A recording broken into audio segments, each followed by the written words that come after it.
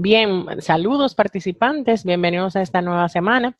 En este caso vamos a trabajar con los gráficos estadísticos. Es un tema de vasta aplicación en el área profesional y de hecho también social y personal de cada uno de nosotros, porque muchas veces los datos generalmente por el volumen de información o por la forma de presentarlos se da de forma gráfica y es importante conocer los diferentes tipos de gráficos y las características de los mismos. Iniciamos con la definición de un gráfico estadístico, que no es más que una representación visual de una serie de datos estadísticos. Es una herramienta muy eficaz, ya que un buen gráfico primero capta la atención del lector, presenta la información de forma sencilla, clara y precisa, no induce al error, es bastante claro y específico, facilita la comparación de datos y destaca las tendencias y las diferencias, ilustra el mensaje, tema o trama del texto al que acompaña. Vamos a conocer varios tipos de gráficos. El primero que vamos a conocer en esta semana es son los gráficos de barras. Vamos a ver distintos gráficos de barras, las características, particularidades de cada uno. El primero es el gráfico de barras, que es el que usualmente se conoce, uno de los más usuales también. Un gráfico de barras es una representación gráfica en un eje cartesiano de las frecuencias de una variable cualitativa o discreta. Por ejemplo, imagínense aquí en este cuadrito se presentan los datos de una producción agrícola en 2007 de diferentes cereales versus la cantidad de toneladas que se fabricó. Generalmente los gráficos también vienen con la incorporación de la fuente, sumamente importante porque eso destaca la fiabilidad de la información. Entonces, en el gráfico de barras, como tal lo dice su nombre, son barras, son columnas rectangulares que marcan la, el peso o la frecuencia de una variable cualitativa. De hecho, también facilita mucho la captación de información porque para muchas personas es mucho más factible verificar un gráfico e inmediatamente se identifica que los cereales que mayor producción tienen en ese periodo es automáticamente la cebada y el trigo, a diferencia de que si lo vemos de forma tabular con los números de forma llana, es un poco más complicado y el análisis para muchos se le hace un poco más difícil. En uno de los ejes, en este caso, se posicionan las distintas categorías o modalidades de la variable cualitativa o discreta y en el otro, el valor o la frecuencia de cada categoría en una determinada escala. Por ejemplo, aquí se colocaron escalas en millones de toneladas porque obviamente vean que los números son un poco grandes y a veces para el lector o para la persona que interpreta se pudiera ser difícil leer, por ejemplo, el número 11.945 miles de toneladas. Entonces, se trabaja bien con la parte de las escalas. Otra de las particularidades del gráfico de barra es que se pueden presentar en dos tipos de orientación, de forma vertical o de forma horizontal. En el caso de la vertical, las distintas categorías están situadas en el eje horizontal y las barras de frecuencias crecen verticalmente, contrario a la horizontal, que las categorías se sitúan en el eje vertical y las barras crecen horizontalmente. Generalmente se pueden usar cuando hay muchas categorías o los nombres son demasiado largos. Esa es una ventaja, es cómo acomodar. Entonces es importante saber que las categorías pueden ordenarse alfabéticamente, facilitando su búsqueda o por sus frecuencias, dependiendo de cuál es mayor o cuál es menor. Por ejemplo, en este primer gráfico es de orientación vertical y está ordenado por frecuencias. La que mayor peso tenía, la que mayor frecuencia tenía, se colocó primero. Y por ejemplo, este es de orientación horizontal y está ordenado por orden alfabético. Por ejemplo, Alemania, España, Francia, en el orden del abecedario, A, B, C, D, E, F, G, etcétera. También importante saber que los gráficos de barra se suelen usar primero para comparar magnitudes de varias categorías, por ejemplo, y también para poder conocer y evidenciar la evolución en el tiempo de una magnitud completa. Por ejemplo, ahí se ve la cantidad de millones de toneladas, como veíamos, por país, de cereales en un periodo dado. Y aquí se ve la evolución de la producción de cereales a lo largo del tiempo, en el periodo 2000-2008. Es importante también esto porque generalmente cuando se busca determinar algún tipo de tendencia o evidenciar algún hallazgo significativo, los gráficos son bastante útiles. De igual forma, los gráficos de barra se pueden presentar en tres formas diferentes. El primero es el sencillo, contiene una única serie de datos. Por ejemplo, imagínense que estos son los alumnos que terminaron el bachillerato por su opción académica. Por ejemplo, los centros públicos son los marrones o rojo vino y el naranja son los centros privados.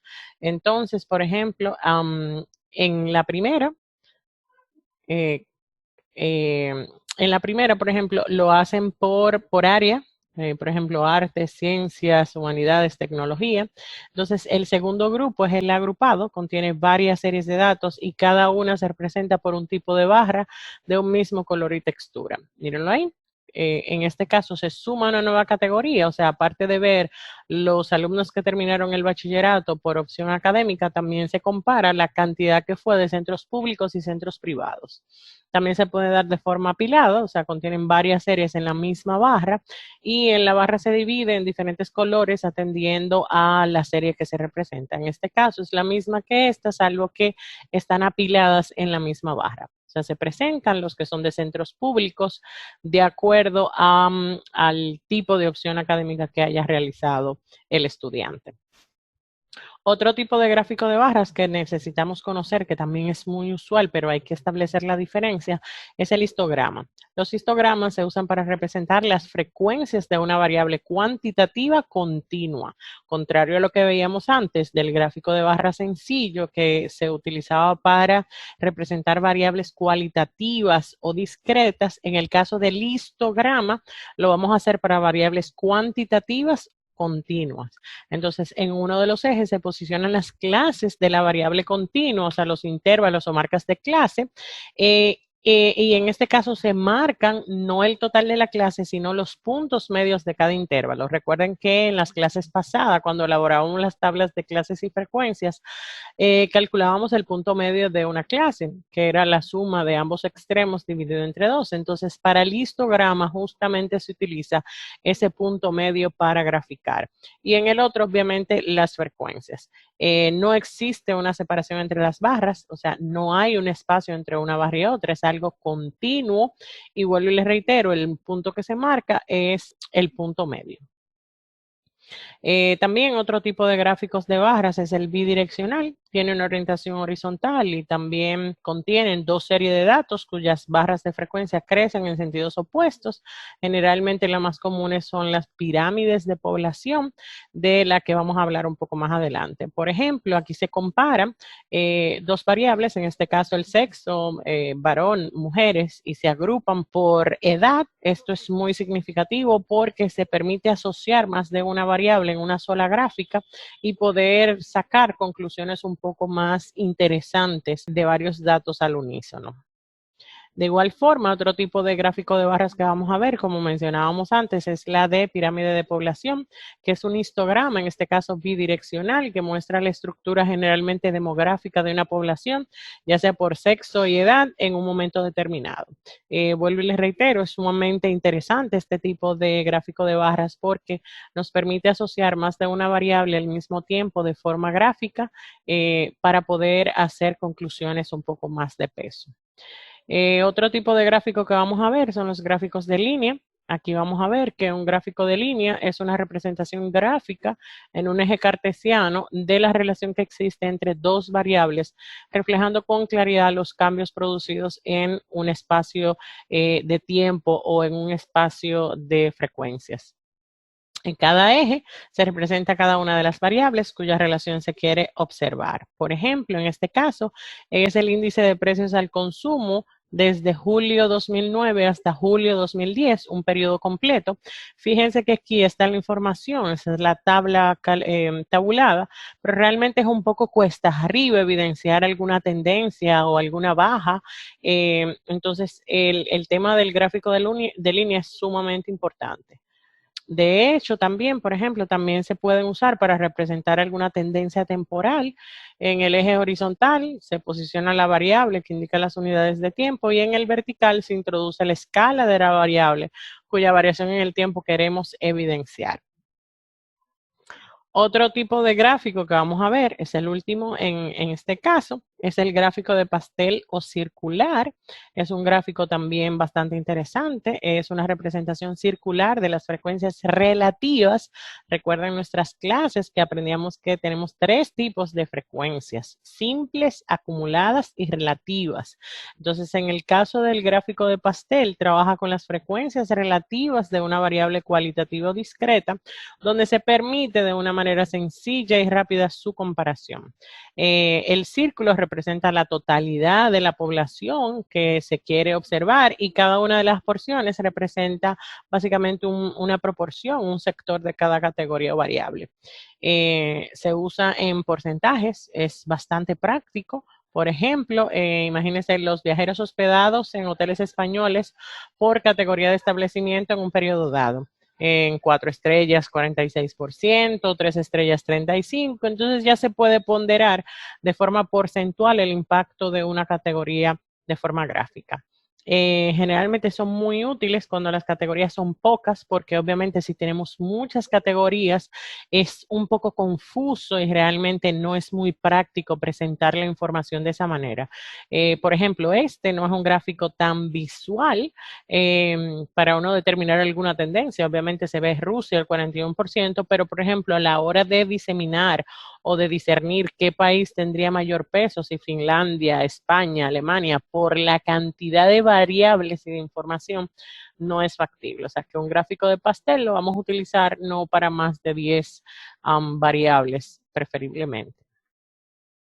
Está también el gráfico de dispersión. Es un gráfico que muestra un eje cartesiano con relación a dos variables. Este gráfico nos informa del grado de correlación que existan entre las dos variables y muestra, por ejemplo, si el incremento o disminución de los valores de una variable independiente, o sea, si tiene alguna tendencia o alguna relación. Entonces, por ejemplo, imagínense aquí, se relaciona una variable para ver qué tan cercano o qué tanta dispersión hay a lo largo del tiempo en distintos momentos. Por ejemplo, esto es un gráfico de dispersión donde se hace relación de los fertilizantes nitrogenados y la producción agrícolas. Entonces, por ejemplo, se ve que a menor cantidad de fertilizantes, la producción agrícola es mucho menor. Entonces, la relación se puede ir correlacionando una variable con otra. Esto es todo por esta semana. En la próxima semana vamos a aprender a elaborar alguno de estos gráficos para tener un mayor manejo del mismo. Muchas gracias.